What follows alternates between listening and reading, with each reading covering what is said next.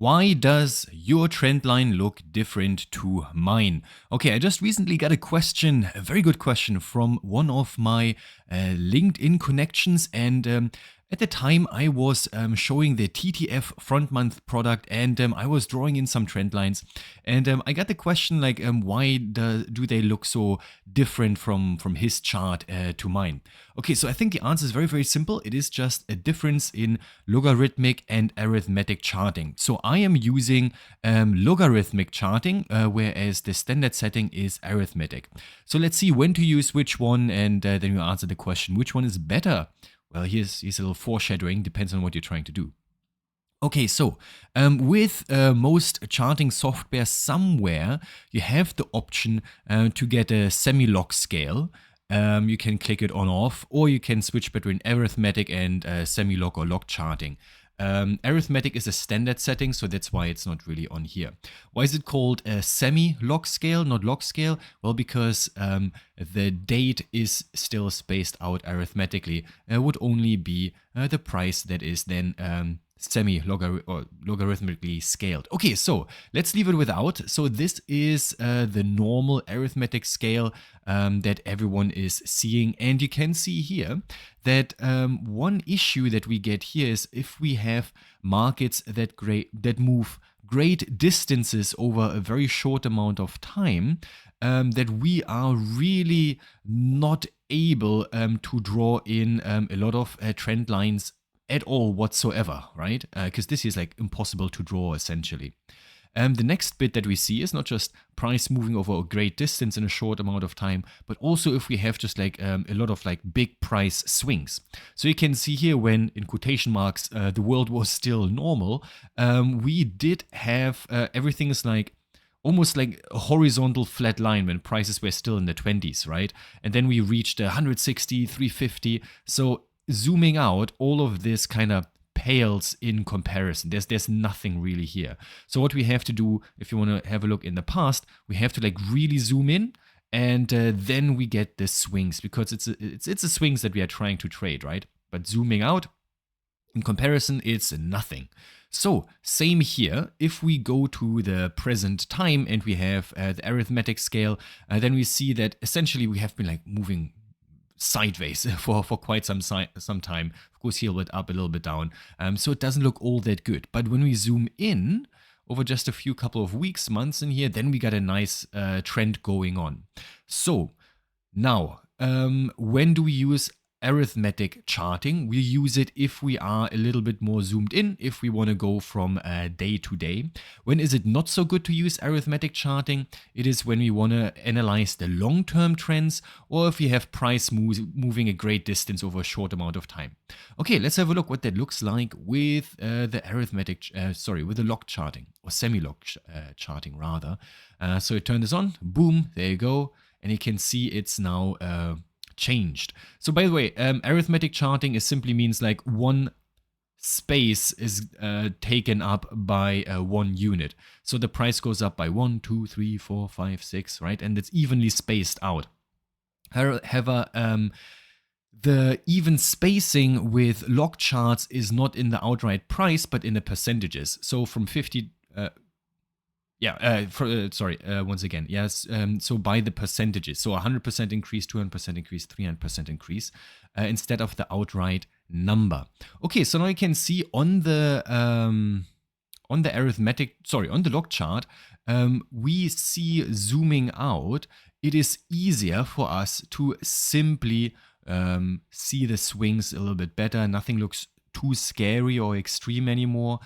Just even when we are zoomed out, it is still possible to draw in some good old like long-term trend lines. So the first thing that we notice is log charting is better if the price moves a crazy amount, or if we are zooming out and we want to identify like trends that are over like multiple years, like for like long-term trends. Okay, so now we are drawing in the trend lines because they change as well. So let's stick with the log chart for now. So here, I'm just drawing in something. There you go. So of course, we would be really like tagging these lines. Yeah, I'm just doing it freehand right now. So here the idea is, okay, so we have a tentative trend line. So tentative trend lines are 2 hits and confirmed trend lines are 3 hits at least. And we have exactly that happening here once, twice, and then we see like the market scraping along it, and then eventually we get the break. You all probably remember this. That was like in May, June 2023 when you had the Myanmar outage, right? And I have been working with the log chart. I mean, to be honest, in the past, when, I don't know, like anywhere here, yeah, 2018, 19, 20, yeah, I was still working with arithmetic charts because the moves were like kind of contained in the like 15, 20, maybe 30 sometimes range. But now, since the markets have been moving like crazy amounts, I have permanently switched over to log charts. By the way, it's just a personal preference. Okay, so here is, we are getting a bullish crossover, or like a crossover. I'm just saying like the first real crossover. Okay, it's here. Okay, I'll just mark this for now. Where is it? There you go. Zip. Okay, so this on the log chart gives us like a first. I mean, in the end, we break lower and it takes some time, but just for the purposes of this example, yeah. All right, so remember this, commit this to memory, and now we are switching to what this would look like on this arithmetic chart. You can see absolutely makes no sense anymore. Okay, so what we would have to do here is what makes more sense is maybe connecting like these two now. So you can see it's still the same peaks and troughs, but the line is like much steeper and you would get out of a downtrend like fairly early. But it also means that trading activity essentially is like, I mean, you could still be short, but there's nothing really convincing here. It's like fairly limited, the moves in general. You wouldn't really be able to visually see it. So the price, by the way, is still the same. It is just for us, our human nature, to just be able to draw in lines. That's a little bit, because if you just go price to price, the price is still the same. We are just spacing it out differently. Can you see on the chart when we switch between arithmetic and log charting? Now putting the log on again, you can see 50, 100, 150, 200. Now we're putting on the semi-log. And then you go like, what is this, 40, 60, 80, 100, 120, yeah? So that's the difference. Okay, so now we understand what's what. So let's have a look at the present time. So here, that's what I'm working with right now. Already forgot, what are we on? Let's start with the normal or the arithmetic charting. So this here, arithmetic charting is like perfectly fine, yeah, absolutely. But I see like, looks a little bit steep, doesn't it? So let's zoom this out a little bit. Let's stretch this. Okay, let's put the trend line here. So I can already see like eyeballing, if we connect this and this, that doesn't really help us much, right? Not at all, actually. However, if we draw a trend line, maybe from the next big high, maybe somewhere here, and then we try to connect it somewhere here. Yeah, so by the way, I'm looking at this here right now, yeah. Here maybe, this could be good. That's kind of nice. 1, 2, 3 times, perfect. Okay, first thing I do, I copy it, paste it, and I try to draw a channel. That's always my first instinct. I think I can go, yeah, maybe. Now I'm looking at this point here, I'm looking at this point, maybe at this here. Maybe, yeah, okay, I don't know. Let's leave it here for now. But what we definitely do see is that the lows are not as low anymore, right? So probably what we have on our hands here is maybe a little bit more of a falling wedge, however you want to see it. And falling wedges are usually resolved to the upside eventually, right? Okay, so we did get our break at this point in time with the arithmetic charting, and I'll just mark this point here. It's our first high, and this is like perfectly fine, absolutely acceptable, and yeah, it's good. There's nothing wrong with that. Okay, let's have a look what the semi-log chart would have given us. You can see it's looking a little bit different, but not all that much. Okay, so let's now readjust our views. Okay, let's see. We put this maybe here. I'm looking at this and this and this. That's my first visual cues. I'm thinking, yeah, it's kind of okay. Why not? Yeah, okay, so I leave it here for now. Then what I do is I copy paste this line and then see if we can draw a little bit of a channel. Copy paste. And there I go. So visually I'm now looking at maybe like this and this. Anything up here? No, nothing. Yeah, okay, something like this here seems to be okay with me. All right, so now the question is like, which one is better?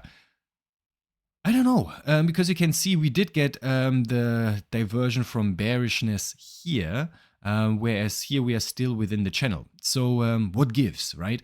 I think this line of questioning in itself is a red herring, because it depends of what you want to do and how you want to trade, and they both have their trade-offs. For me, just it's a cautionary tale. I know prices can move quite a bit, so that's why I'm permanently on semi-log charting, and the actual difference is fairly minor if you zoom in close enough, like this here, yeah. But it still matters to some degree, because you can see on the semi-log chart, we wouldn't have identified the falling wedge, which is usually a good bullish clue, right? But on the other hand, it kind of leaves us in the trend for maybe a little bit longer if you want to play it out and yeah, wait out the bigger swings. Okay, so now the next thing, why I believe that like this line of questioning is useful to understand, but also a bit of a red herring, because in the end, we are still just acting with what the price is actually doing. So are we still making lower lows and lower highs? Yes. Okay, so the downtrend by textbook is still in place. By the way, there's a difference between analyzing and trading, of course, right? But you can see like the troughs and the peaks and the troughs, they're still moving lower, no matter what we are looking at here. Let me have a look here. Zip, there you go. Okay, so you can see the peaks are still lower and the lows are also still lower, which means overall we are still in a downtrend. The next thing that I want to point your attention to is fib retracements. So here we have a low, here we have a high. Actually, I didn't try this out before I hit recording, but now we are seeing 30, 35. Okay, so we are on the arithmetic chart, and we can see another good hint in general is like fibs. Yeah, so I like to see, okay, above the 23.6% fib, it's not a noise anymore. We have an actual correction going on, and the deeper corrections go to like 61.8. So that's why I kind of think, yeah, okay, this is good. Yeah, so now we seem to be topping out for now. All right, what does that look like on the semi-log chart? There you go. Exactly the same, because the price, the outright price, the number is still the same. The only difference is how it is spaced out essentially, right? So I don't want that anyone here gets hung up on which one is better or which to use, semi-log or arithmetic charting. They are both fine. The textbook definition is try to go for log charts if the price moves a great amount, or if you're trying to analyze like a long-term trend, and you can safely use arithmetic charting if you have just a couple of months in front of you and you just want to get just a zoomed in kind of trend analysis. But this is the channels or trend lines are just an aid, because the horizontal levels, like the actual price levels, are all the same, and this analysis is still all the same no matter which one you're using. Here it comes down to preference. With the semi-log chart, I would have missed out on the falling wedge, but with the semi-log chart, I was more prepared to or willing to just sit out the more strong swings that we tend to have in the market. I hope that helps. I think it was worth a video. I hope you enjoyed this. Yeah, let me know. I'm really enjoying just answering your questions. Everyone, have a good session and see you around. Bye bye.